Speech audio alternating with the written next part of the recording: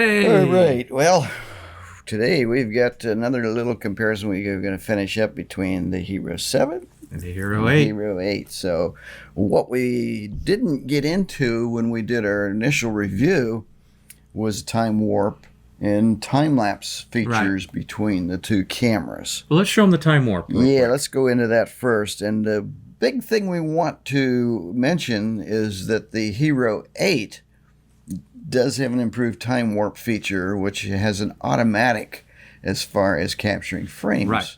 If you're stopped? Yeah, if the camera slows down or stops, it captures fewer frames. And then as it starts to move again, it captures more frames. So if you're doing it from a moving vehicle, it's nice because it looks continuous, even if you stop at a traffic light. Right. Hero 7, no, it doesn't do that, and it means that you're going to sit there and wait for that light, even though it, maybe only a few seconds, but still the camera does start.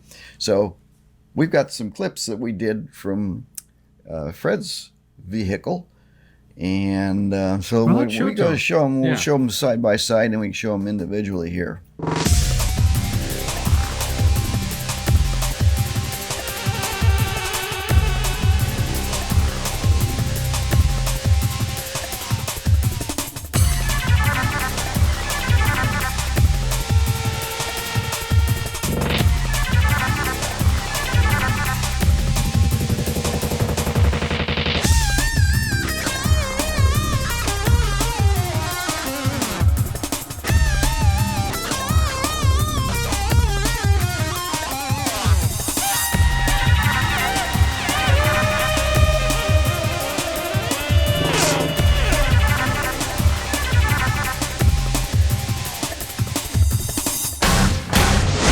There you go. There you can see the difference. Yeah. And I think that is a really nice feature that the Hero 8 is. Now, I don't understand why GoPro, I would think with a firmware upgrade, they could add that easily to the Hero 7.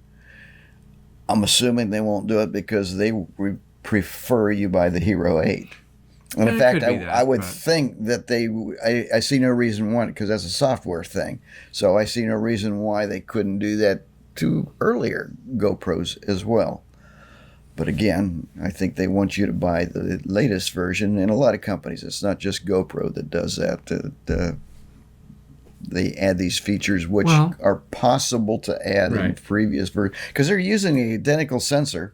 Right. So there's no difference there. I think the Hero 8 does have a little bit faster CPU in it, but I don't really believe it's that much faster to make that much difference. But Well, the thing is like you said with the deal, if you don't have either and you're thinking about which one, probably the 8's the better deal at this point financially. So yeah, you're but I not don't really paying that think much if more. you have the 7, You already have a 7? I don't think it's worth the upgrade to 8.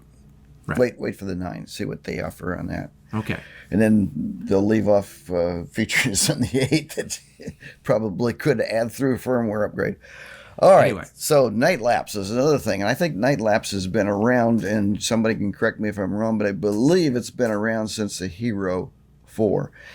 And honestly, that we don't really see a whole lot of difference. Now, supposedly the processing on the individual frames on the Hero 8 are supposed to be better, especially on the JPEG. But what we did, and let me explain this if I can, on the Hero 7, and I've read this repeatedly from the Hero 4. I've found remarks and people criticizing going back years that the camera tends to freeze up, and it did that to us when we initially did this. In fact, I'll show a little piece that we did in front of the theater outside the car. It's pretty lousy time lapse, but take a look at this real quick. And while that's running, I'll explain what I think's happening, because the camera, the 7, stopped processing. The batteries did eventually run out, but we found that the battery usage on them is almost identical. So it couldn't have been because the Hero 7 battery ran out before the 8. What I believe is happening is if you set this on auto exposure, and then you set like we set this at 20 seconds, I believe, between frames. No, actually it was 10. That's what it was, because I know that's right. It was 10 seconds. Because you have to, the way you have to shoot it, mine won't even do RAW. Yep. Unless it's 15 or greater. Well, these weren't RAW. The initial ones were JPEG. No, I'm just saying. Which is this is part of the problem. This is if you're doing JPEG. I think what happens, and this is my theory, maybe somebody else can correct or update us if they have some idea or better idea. GoPro hasn't mentioned this. I put this into the one of the blog on GoPro site, and so far nobody has denied it. GoPro hasn't confirmed it.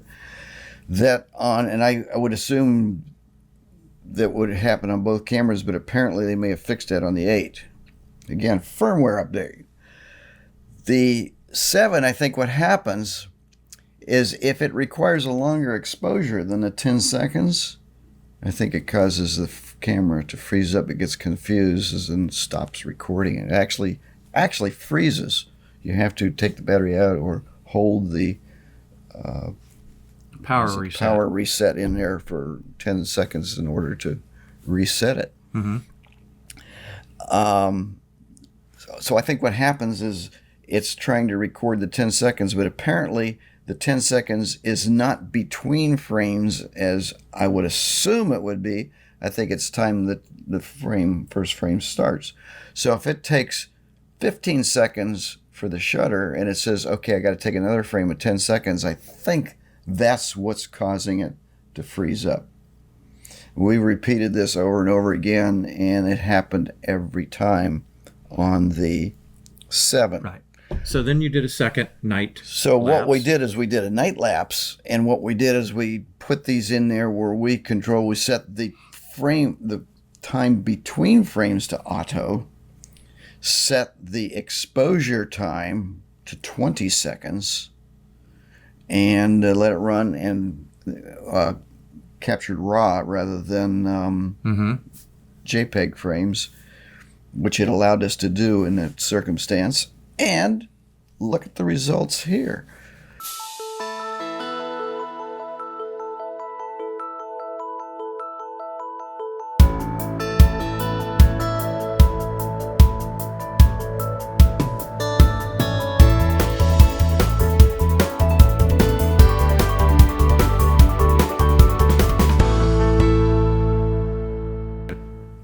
The camera, I did this repeatedly with the 7 and never had a chance to freeze up. So it really, the answers I got from people why the camera was freezing didn't make sense, because they said, well, maybe the SD card that you had isn't fast enough. Well, we're using identical SD cards, and at one point I swapped them and it still froze up with the previous scenario. Using the RAW, using automatic between the frames and a fixed shutter speed, never froze up. So, and also it let us shoot in RAW, which is much better. Right. For processing, yes. So the images you see now, if you see any minor differences, is because we used LR time lapse and Lightroom in order to process the RAW. And LR time lapse to me is I don't think there's anything superior to LR time lapse. The premier time lapse creation. If you're into time lapse, you don't have to use something like LR time lapse. And by the way, LR time lapse doesn't really work on JPEGs. No. So, and there's other methods to take those individual frames and create them, but they're far inferior to what LR time lapse can do. Do not set it any slow or any faster than 15 seconds. 20 probably seems to be the peak time. Well, no. If you're doing it with the RAW, you can set whatever time you want. No. Set the time in between the frames. Between the frames auto, but this will not even let me go in RAW if I do it anything below 15 seconds. Yep.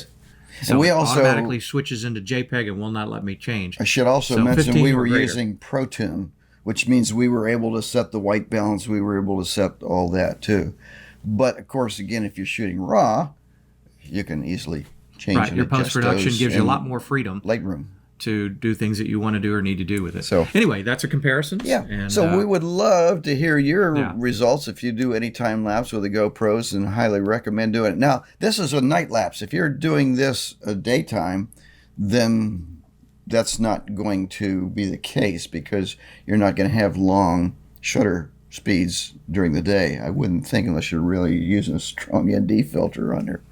So that scenario I described applies to Nightlapse, causing the 7 and probably previous models to freeze if they... I would love somebody to confirm or refute my theory. All the tests I do, that's what I got. So anyway, that's all I got. And we make sure on YouTube, please subscribe. Hero 7, Hero 8. Coming soon to a store near you. Hero 9, I'm sure. And that's all I got.